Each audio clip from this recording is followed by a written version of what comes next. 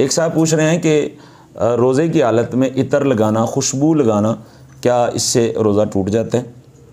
तो वही मिसवाक वाली बात यहाँ पे दोहराना चाहूँगा कि हालत रोज़ा में हुज़ूर पाक साहिब लौलाक सल्लल्लाहु ताला अलैहि वसल्लम का इतर लगाना, खुशबू लगाना ये साबित है। कहना ये चाह रहा हूँ कि जिस तरह हालत रोज़ा में मिसवाक सुन्नत है, इसी तरीके से रोज़े की हालत में इतर लगाना भी सुन्नत है, खुशबू लगाना भी सुन्नत है। तो लामुहल्ला ये बात ज़ाहिर हो गई कि इतर लगाने से और खुशबू लगाने से रोज़े पर कोई असर नहीं पड़ता।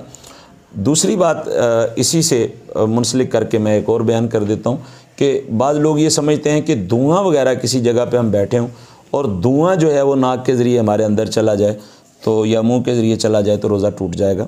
धुआं वगैरह भी अगर अंदर चला जाए तो रोज़े पर कोई असर नहीं पड़ता। हाँ, उसमें एहतराज़ ज़रूरी है, उसमें बचना ज़रूरी है कि जहाँ पे धुआं हो तो वहाँ पे जानबूझकर कोई आपको मजबूरी है, कोई उज़र है जिसकी वजह से आप वहाँ पे मौजूद हैं तो फिर कोई हर्ज नहीं है। और अगर कोई उज़र नहीं है, कोई वजह नहीं है, कोई मजबूरी नहीं है तो आप धुएँ की जगह से हट जाएँ, उससे बचने की कोशिश करें। अलबत्ते धुआं अंदर जाने से रोज़े पर कोई असर नहीं पड़ता।